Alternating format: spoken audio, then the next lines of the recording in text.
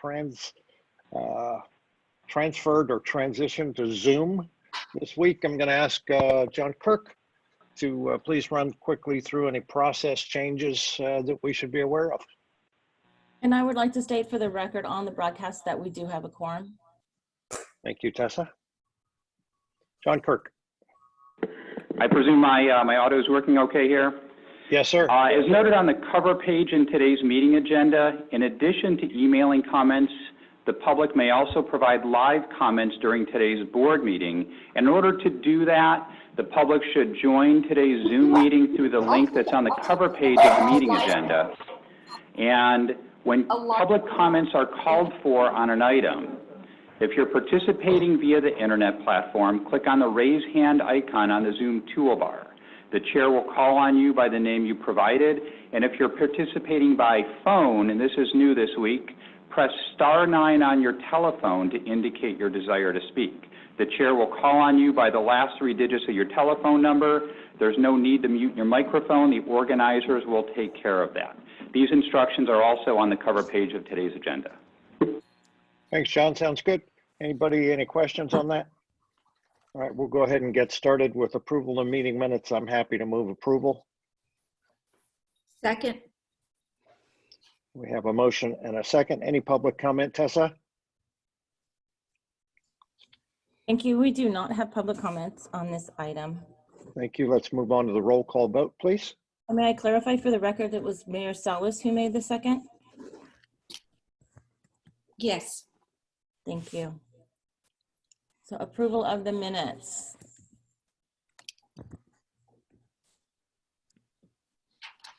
Sorry, I was waiting for the voting slide. Thank you. City of San Diego, I believe is absent. I do not see them present. County of San Diego Supervisor Jim Desmond. Aye. East County Mayor Bill Wells. Yes. North County Coastal Vice Chair Catherine Blakespear. Yes. North County Inland Chair Steve Voss. Yes. South County Mayor Mary Salas. Yes. That item passes unanimously with those members present. Thank you. Now we'll move on. Do we have any public comment on non-agenda items, Tessa?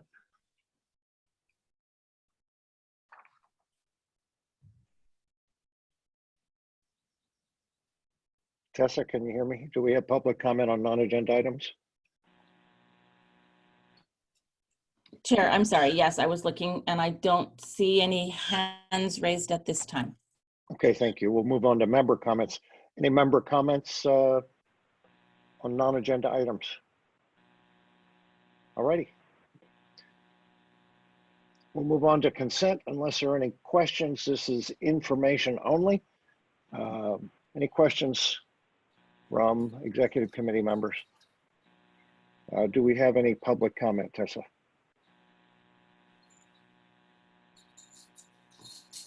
Thank you, Chair. I do not see any hands raised at this time. Thank you. Any board comment? Last call.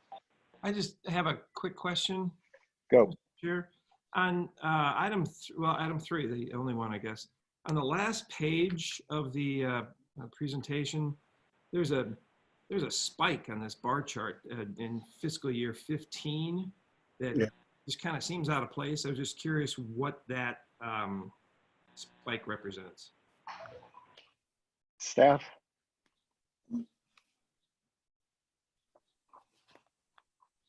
Do we have Cheryl Mason or a staff member that can respond to that? Well, all right. Chair, we're getting the right person. Okay, Chairman, I'm going to get some CFO to come in. Andre, are you there? Andre? Yes, good morning, Hassan. This is Andre. Okay, can you address the supervisor's question, please? Yeah, the spike that we had in fiscal year 2015 was a project that we did for the city of Santee. I'm going to look to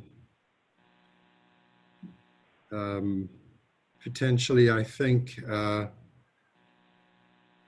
Jim hopefully is on the line to answer exactly what Yes. project that we did for the city of Santee. It was a special project.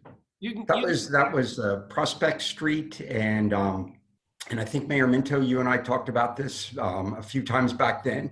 I forget the scope of the work, but it's usually the source point jobs are not construction projects.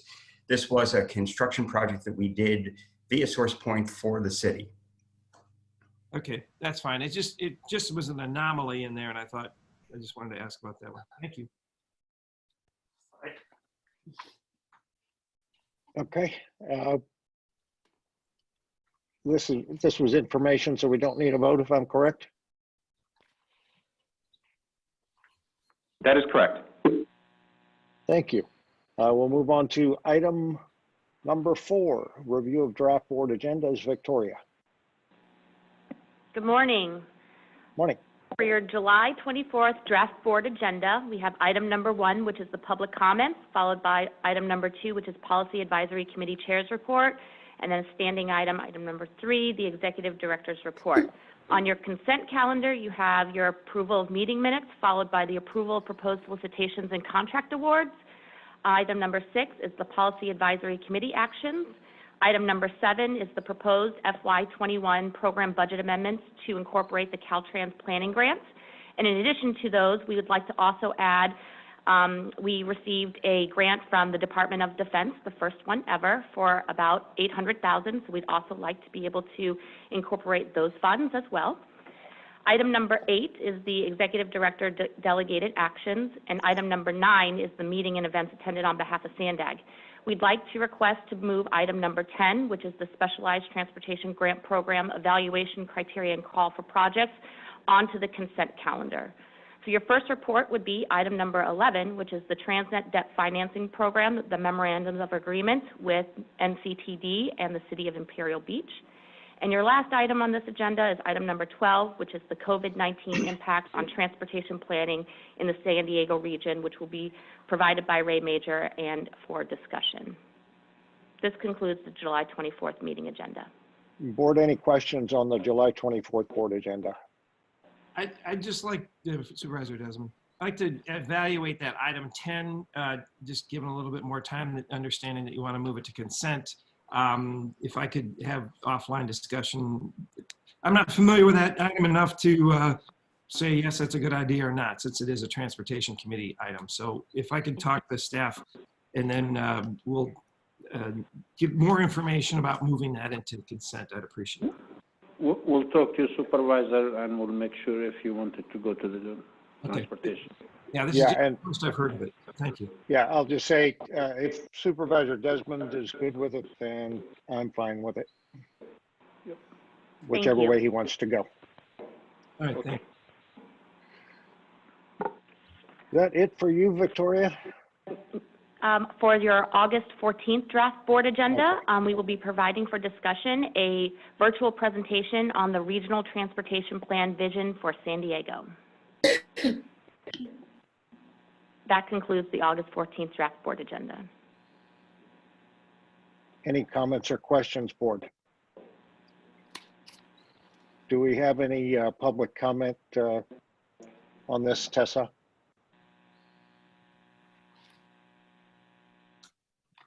Thank you, Chair. I'm not seeing any raised hands at this time. Thank you. And last call, board comments, questions. I'm happy to make a motion to approve those draft board agendas.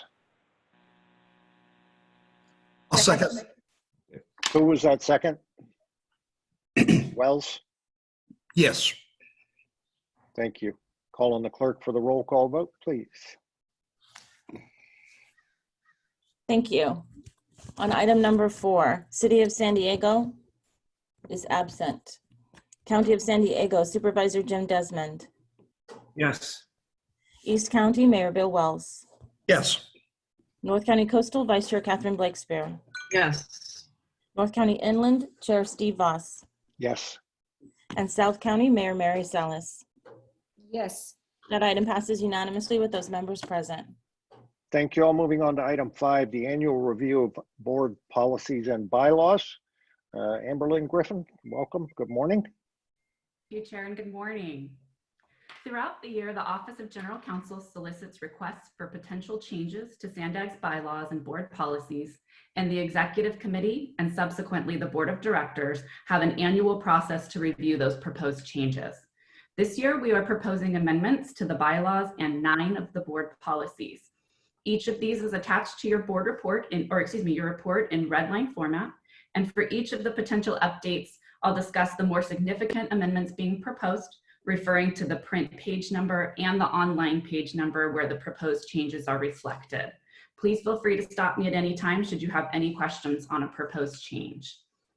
So first up are the bylaws, which begin on page 6 of the printed report or page 48 of the online version. And I would just note that the online version of the bylaws was displaying the strike-throughs incorrectly and was updated yesterday in case anyone has a previous version on hand.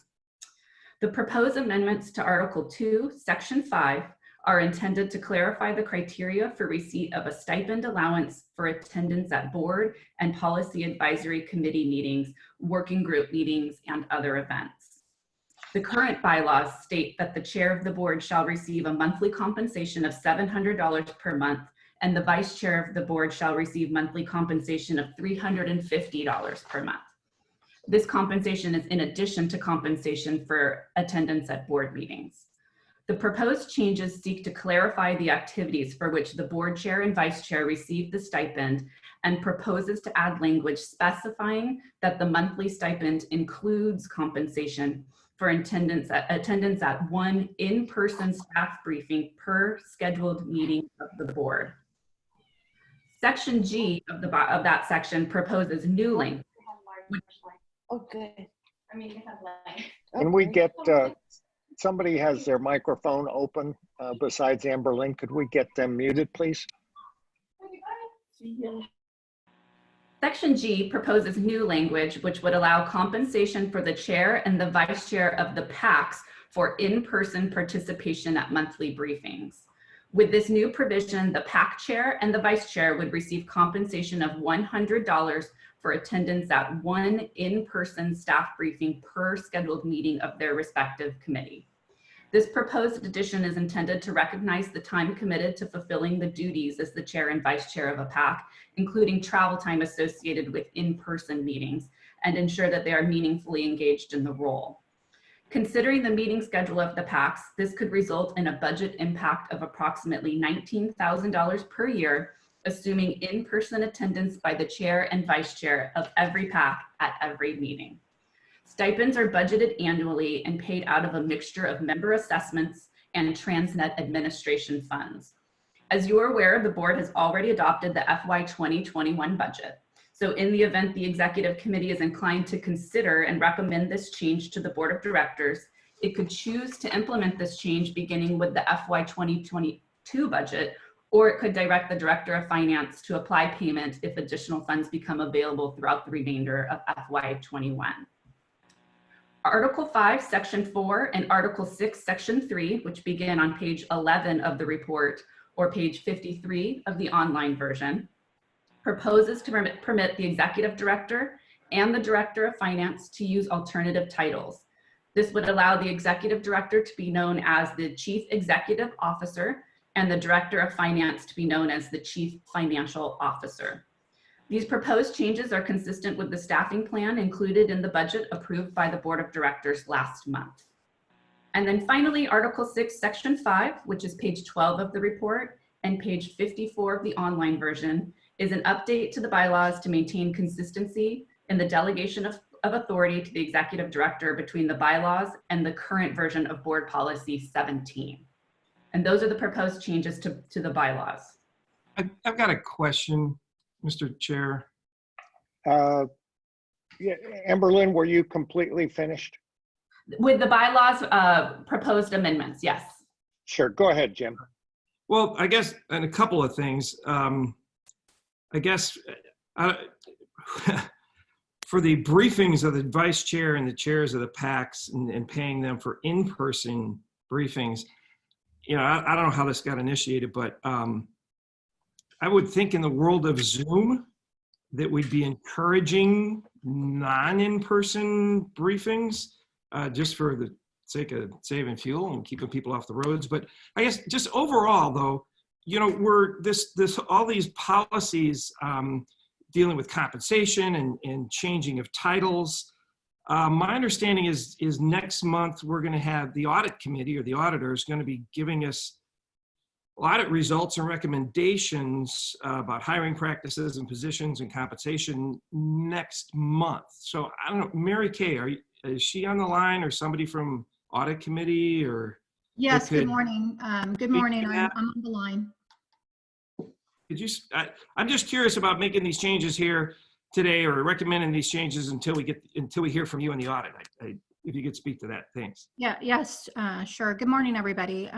Without going into too much detail, as the audit of salaries and benefits and other compensation has not been finalized, the executive director and management have not had the opportunity to respond. However, at this time, I do recommend that the committee not make any changes in regard to position titles within the organization, as well as any changes in the bylaws that would align board policy 17 around delegated authority, because in the audit of salaries and benefits and other compensation that is due to the board in August, it will contain recommendations that would impact positions, titles, and other matters around delegated authority. The auditors have been working long hours and weekends to complete this report and have it to the audit committee and then to the board in August. Meeting this August timeline is important, since there will be time-sensitive recommendations for the board to consider and suggested actions that need to be taken prior to September. Typically, the audit committee is not scheduled for a meeting in August. However, for the same reason, at the upcoming July audit committee meeting, I will be requesting that we have an August 14th audit committee meeting. I then had planned to bring that finalized report to the board at their currently scheduled August 28th meeting. As I shared, the August timeline is important, as this report will include time-sensitive recommendations with possible actions for the board to consider prior to September. Okay, thank you. Supervisor, any further comment or question? I guess, I don't really have a big issues with the board policy updates or changes. I just think the timing is not appropriate. We should wait till after we hear from the audit committee. So I guess I'll make a motion that we either table or postpone this item until after we hear from the audit committee in the audit report. Yeah, thank you. Let me ask John Kirk, is there any time sensitivity towards approving board policies and bylaws, or anything that compels moving now? The bylaws, I would say specifically, I'm not aware of any time sensitivity on those. You've already handled the time sensitive issues of delegation to the Director of Finance, and I would ask maybe either Amberlynn or Andre to identify if there's anything else in these that would drive a need to act quickly. Either way, the recommendation before you is to discuss them and either to recommend them onto the board or to direct us to come back with potential changes. Yeah. So we could certainly do that. Just wanted to clarify that. I see Mayor Jones. Well, actually, my question was along the same lines, and that was just because I had asked for a class comp study, which when we do that, how we traditionally do that is we also go through all of the, it has to do with salaries, but it also has to do with actual titles and responsibilities. So I was assuming that that would have been done. So it sounds to me like it is going to be done. So I don't have any other questions. I just, okay. Thank you. Let's let Amberlynn finish her report, and then we can figure out what we're going to do with this. Thank you, Chair. Amberlynn. Right, so board policy 1 is up next. That is the allocation of board and PAC responsibilities. And one change is proposed at page 19 of the report or page 61 of the online version. And that seeks to clarify the role of the Transportation Committee regarding oversight of the Transnet compliance audits to be consistent with the Transnet ordinance. And so the ordinance states that ITOC conducts the audit and approves the annual Transnet audit. It shares that audit with TC, but ultimately approval lies with the ITOC. So this proposed change is intended to clarify those responsibilities. Up next is Board Policy 3, which is the investment policy, beginning on page 30 of your report or page 72 online. Those changes are proposed to more accurately reflect reporting requirements consistent with state law. The proposed language clarifies that in addition to presenting an annual statement of an investment policy at a public meeting, that any interim changes to that policy must also be considered at a public meeting. Board Policy 4 is the Sandag Rules of Procedure, which begins on page 34 of the report or page 76 online. And it proposes amendments to clarify responsibilities with regard to the Form 700 filings. It adds language to clarify that a Form 700 is required for advisory members as well as voting members for committees or working groups that are covered by the Brown Act. And it adds a requirement that those members who have not filed a Form 700 are not permitted to vote. And while this is rarely an issue for the board or the PACs, to fail to file the Form 700, it occasionally happens with working group members and is intended to ensure that there is transparency with regard to any conflicts of interest when a vote is taken. Section 7.4 of Board Policy 4, which begins on page 43 of the report and page 85 online, proposes amendments to align with the existing provision of Board Policy 1, which already states that all items delegated to the policy advisory committees are subject to board ratification. And so this change would clarify that legislative bodies created by the board or a PAC don't have the authority to act on behalf of Sandag unless that authority has been delegated to them and ratified by the board consistent with Board Policy 1. Board Policy 11 is the Sandag travel policy, which begins on page 45 of the report and page 87 online. Sandag management has partnered with the independent performance auditor to implement travel practices that better align with those of its funding agencies. The proposed amendments to Board Policy 11 are substantive in nature and consistent with the General Services Administration or the GSA travel guidelines, particularly as to per diem rates and meal and lodging reimbursements. The proposed language is modeled largely on the City of San Diego's current travel policy, combined with Sandag's existing internal policy. The policy is intended to ensure transparency by requiring that any exceptions to the policy are reported out to the Board of Directors. Upon consideration of the travel policy by the Executive Committee and the Board, Sandag management will continue to collaborate with the independent performance auditor to develop the internal administrative procedures to implement the adopted policy. Next up are Sandag's procurement policies. Amendments are proposed to Sandag's 3 procurement policies, which are Board Policy 16, relating to procurements for services, Board Policy 23, relating to procurements for equipment and supplies, and Board Policy 24, relating to procurements for construction. And those begin at page 52 of the report or page 94 online. The proposed amendments are similar throughout the 3 procurement policies, so I will discuss them generally. Sandag proposes to revise the procurement thresholds for micro purchases to align with the amounts that are set by Sandag's funding agencies. So for reference, the federal micro purchase amount is currently $10,000 and appears to be moving up regularly. Sandag's existing policy is at $3,500. Updates are proposed throughout the 3 procurement policies to reflect current nomenclature and the internal administrative processes that implement the policies. And staff is proposing to add language to reference the special requirements for projects that are funded by Caltrans or FHWA, which is in accordance with Sandag's master agreement with Caltrans governing the use of state funds.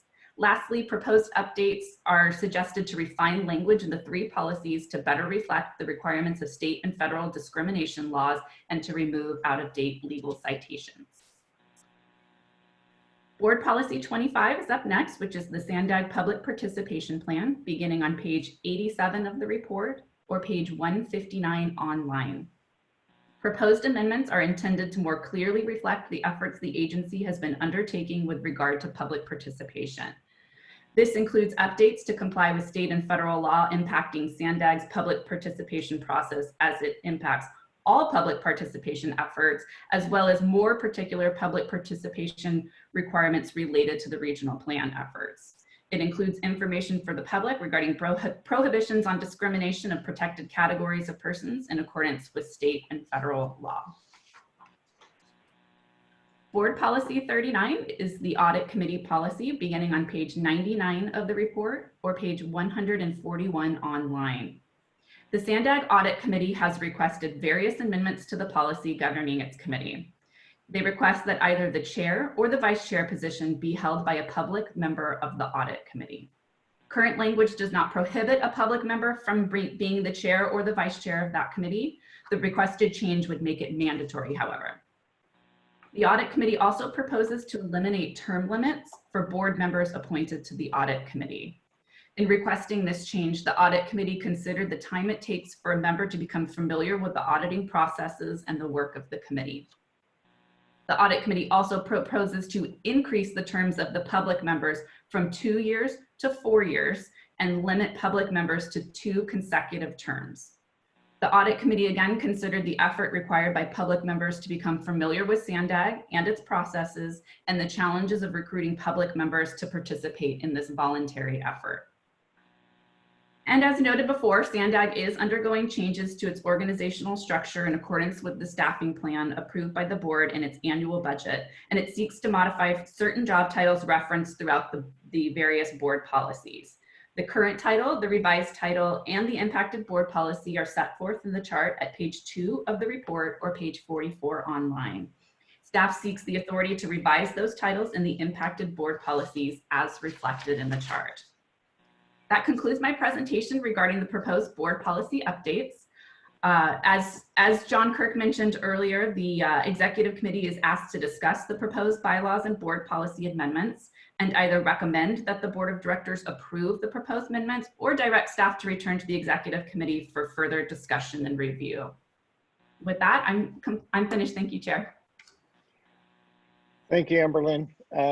First, let me go to Tessa. Do we have any public comment?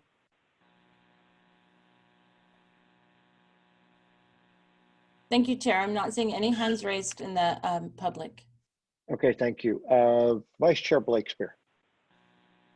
Yes, thank you. I just wanted to make sure that we don't delay things that are important to update. All of these board policy updates seem like they're important and they've been considered by our staff when it's not something that's actually implicated by our auditor. So I know some of them, like the travel policy, was recommended by our auditor.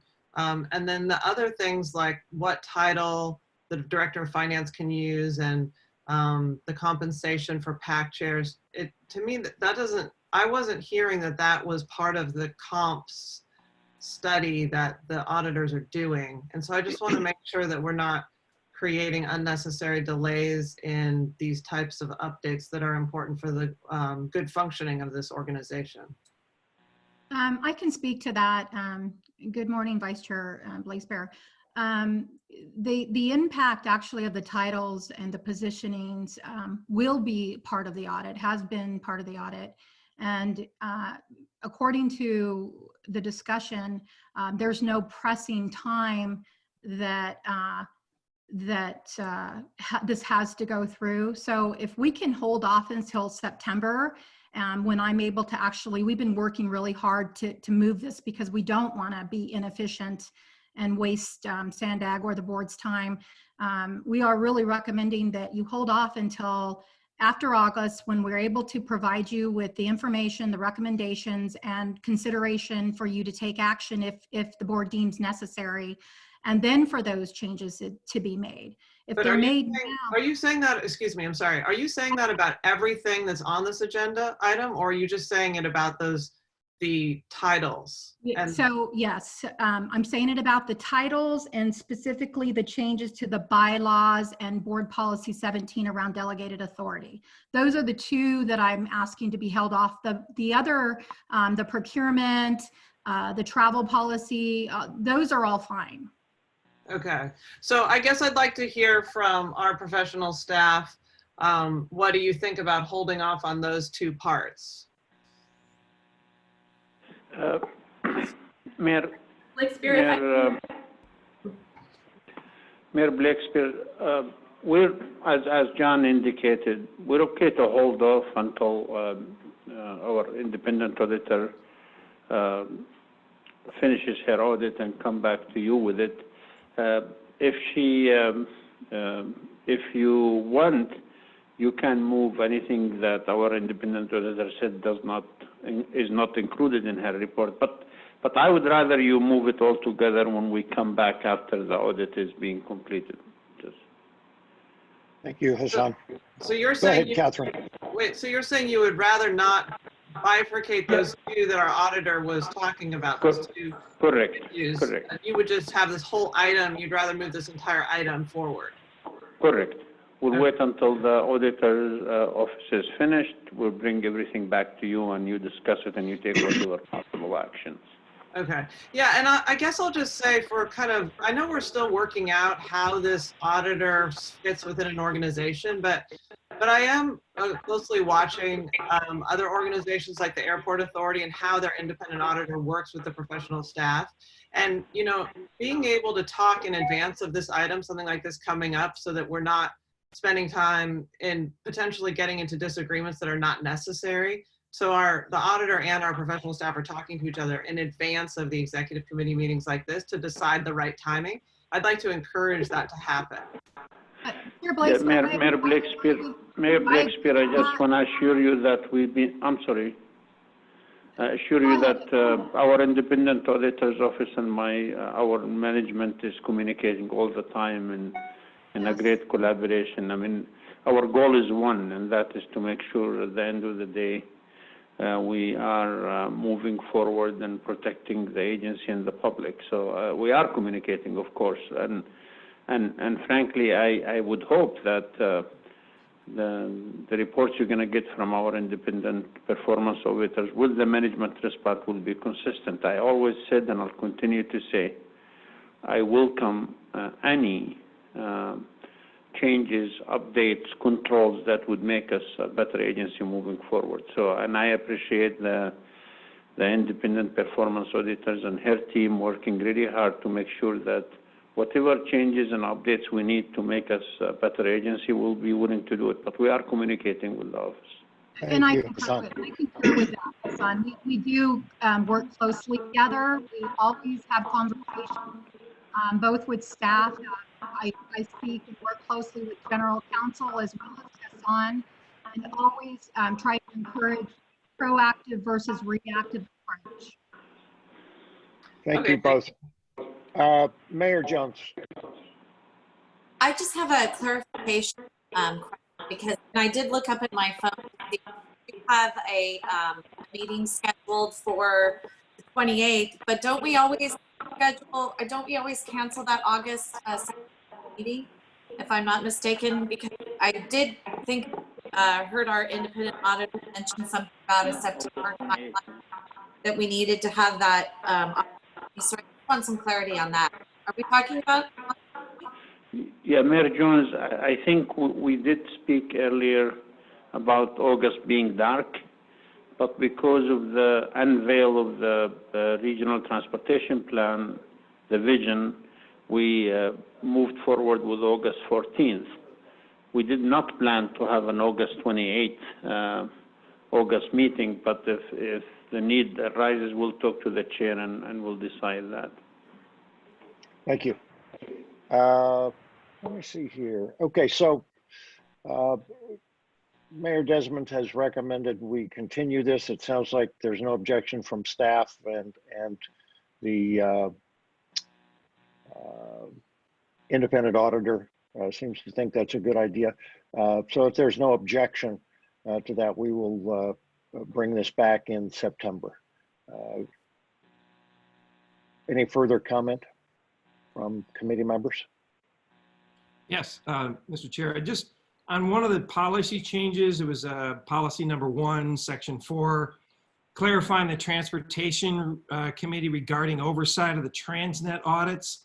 It was correctly stated that yes, the ITOC committee does make that approval on that audit, but and then it came to the transportation committee. We would then approve it, and then it would go to the board. And now I know the recommendation is that it's just an information item now to the transportation committee, but I would like that to come back as a discuss and advise so that we can at least have input or make a recommendation to the Transportation Committee as part of that board policy, so that it's not just presented to us and we can't make any recommendations. I want to be able to still make recommendations Okay. to the board. Well, all of this is going to come back in September, so let's save that discussion for then. Anything further, board? Mayor Jones, I still see your hand up. I don't know if it just wasn't taken down. It wasn't taken down. Sorry about that. Okay, no problem. Then we will move on to the last item on the agenda, monthly legislative status report. Robin Wapner, you're up. Thank you, Chair. Good morning, everyone. So a few updates from the state side. I wanted to share some of the progress that we've been making on the housing element extension. Per board direction, we did join with some of our sister agencies, SCAG in LA and SACOG up in Sacramento, to submit a joint letter to legislative leadership probably 3 weeks ago now, reiterating the request from our agencies to extend the housing element update deadline by up to 6 months. Since then, we've had several meetings with key legislative staff, committee staff, as well as HCD staff to discuss the request. I would say those meetings have been constructive. Folks definitely understand the challenge that the local jurisdictions are facing and are trying to figure out the best way to balance it with the importance of moving forward on housing. So to that end, I think that we've received a lot of really great questions, and I'm hoping we can get some feedback from this committee this morning or via email. We also met with your planning directors yesterday and posed the same questions. The first one I say we keep getting is, what are the specific challenges that you're facing? And so in general, we've been able to share the information that you've provided us as it relates to staffing and budget capacity, given the current COVID crisis. We've talked about the digital divide that's posed a real challenge for some of the communities when we're trying to make sure that we're having meaningful participation in the outreach that you're doing for your housing element updates. And then something that SACOG actually raised recently was the challenges that they're facing to do some of the newly required tribal outreach. And so that's something that we're especially interested to learn more about from the San Diego perspective, of course. And then the other question that has been posed is, okay, if we give you this extension, what can we get in return? Is there something else that you're willing to give?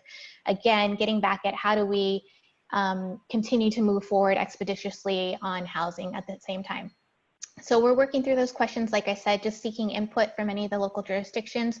We're coordinating with our partner agencies as well as the league, the counties, and the Urban Counties Coalition as well. And on Monday, in fact, our executive directors will be meeting with the governor's staff as well as the director of HCD to talk about the request as well. And we'll continue to keep you updated on any progress we're making. Our goal right now is to try to find some sort of legislative vehicle to get this extension in this year, so we have some certainty going into next year when our updates are due in April. Next, we have our next LoSAN working group meeting scheduled for next Wednesday, the 15th. Again, this is a statewide, I should say nationwide, really, coalition that Secretary Kim of the California State Transportation Agency put together, focused on both the short-term and the permanent solution to the Del Mar Bluffs and the ultimate realignment of the LoSAN corridor. Just as a reminder, since we've convened that group, we have been successful in receiving $5 million from the state transportation agency for the Del Mar Bluffs, as well as $11.5 million from the federal government. And we're currently working on about a $36 million ask, again, to the state SB1 program that would help us completely fund the completion of Del Mar Bluffs 5. So we are getting closer bit by bit on that project. And I just want to thank everyone again for your support, both through that working group and on the individual grant applications that we've been submitting.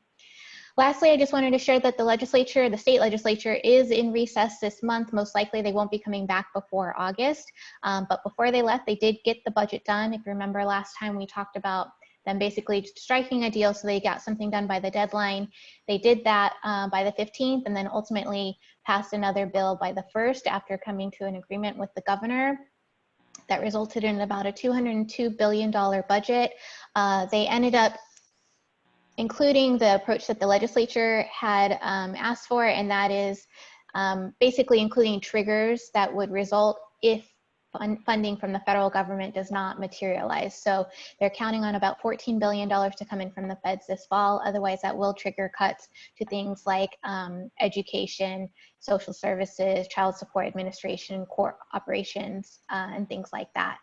So with that, that's probably a good segue over to Lori so she can tell us what is going on in DC as it relates to this. Thanks, Robin. Yeah, so I'll start with just providing the latest action on the surface transportation bill. Some big news coming from the House over the past couple of weeks. In late June, the House passed a $1.5 trillion infrastructure bill known as HR 2. That's the Moving Forward Act.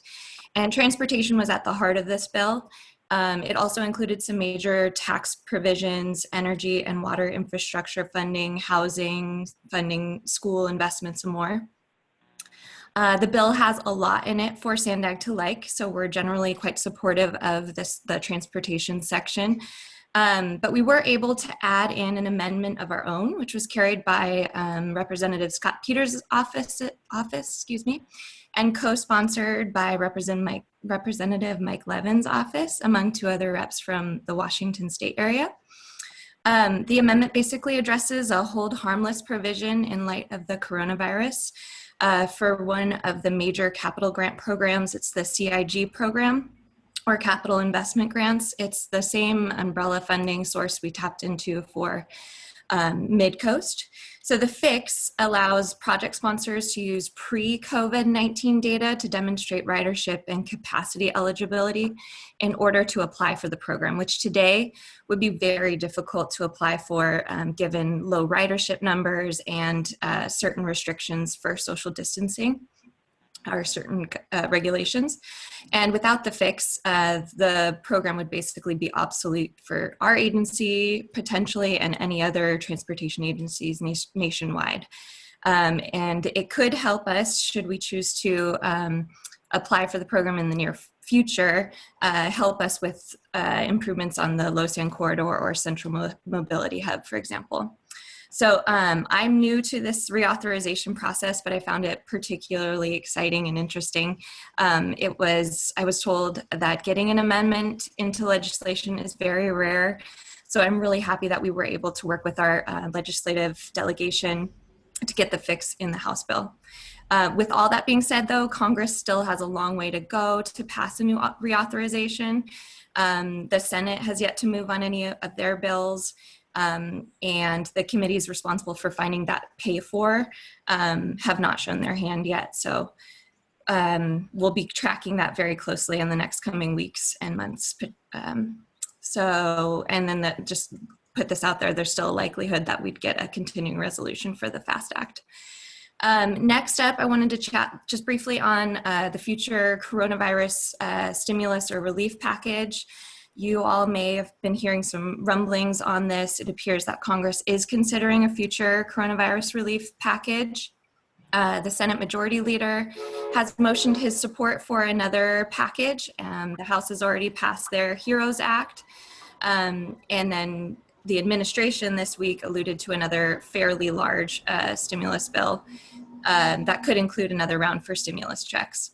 Money for state and local governments, which Robin had talked about in her report, is still being contested in the Senate. So that could have an impact on our state budget process. And again, we'll definitely be tracking all of this very closely.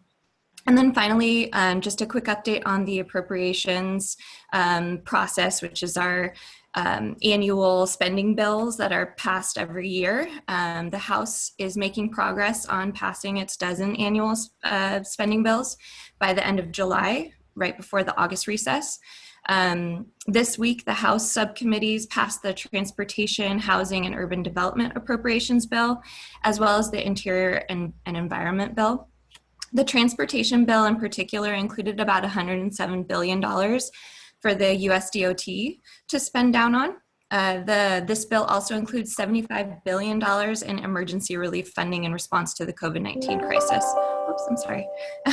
And then finally, just wanted to check in with everyone on the Army Corps opportunity to do a feasibility study. We're continuing conversations with the Army Corps and working with our representatives the legislative staff from Congressman Levin's office to continue to follow along on this process.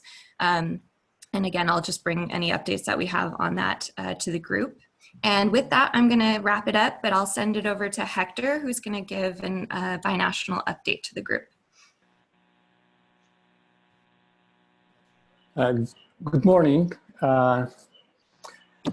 Chairman Boss and members of the committee, I'm very pleased to see you again. And today I want to refer to a huge milestone. Can you listen to me? There's a sign here. Yes, we hear you. Okay, sorry, thank you. So today I want to refer to a huge milestone for our community, for us that live here on the border right next to Mexico. After 26 years of NAFTA, the new free trade agreement of North America, the USMCA, entered into force last week on Wednesday, July 1st. In the years following 1994, when NAFTA was just signed, it made the North American market the largest free trade market in the world, that today represents 1/4 of the world's population, GDP, while accounting only 7% of the population. The new USMCA improves and modernizes trade between the US, Canada, and Mexico. Our region should be more competitive by improving labor conditions for our workers, as well as the environmental regulations, and by the implementation of new anti-corruption and other regulatory practices such as digital trade and those related to small and medium business functions. But the United States has also other free trade agreements, including one on the early stages with China. A uniqueness of this new agreement is that it's the only in the world that contains rules to ensure it evolves along with the economies of our countries and even with evolution in technology. In this context is that last Wednesday, Mexican President Andrés Manuel López Obrador made his first trip out of Mexico to meet with President Donald Trump and celebrated the beginning of this new era. In these times of COVID pandemic and unrest over social inequity, the new USMCA is being presented as an opportunity to facilitate the reactivation of our economies, creating jobs and growth. In the meantime, here locally, our border continue operating under restrictions until July 22nd, but this morning was just announced by Mexican Foreign Trade Ministry that these restrictions are gonna be extended over until August. Finally, I just want to repeat what our executive director shared already during the last board meeting and the Borders Committee. While we continue working on the State Route 11 and Otay Mesa East Port of Entry, Mexico announced the initiation of the process for the right-of-way acquisition for Otay 2, and this is a great news. And with this, I conclude my report, and I guess we'll be glad to answer your questions. Robin? Nothing further. We're happy to answer any questions or hear any comments that the committee has. Tessa, do we have any public comment?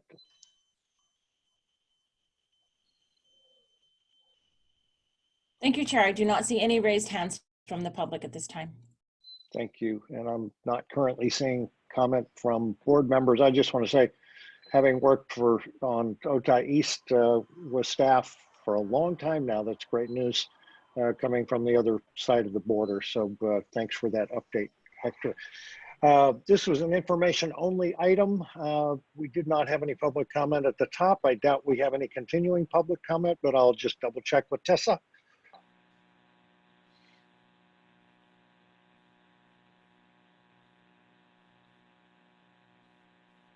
Tessa, any continuing public comment? Thank you, Chair. I do not see any further hands raised. Thank you. Next executive committee meeting is Friday, August 14th at 9 a.m. Don't stray too far right now from your computers, because in about 40 minutes we will convene the board meeting for today. We will stand adjourned. Thanks so much.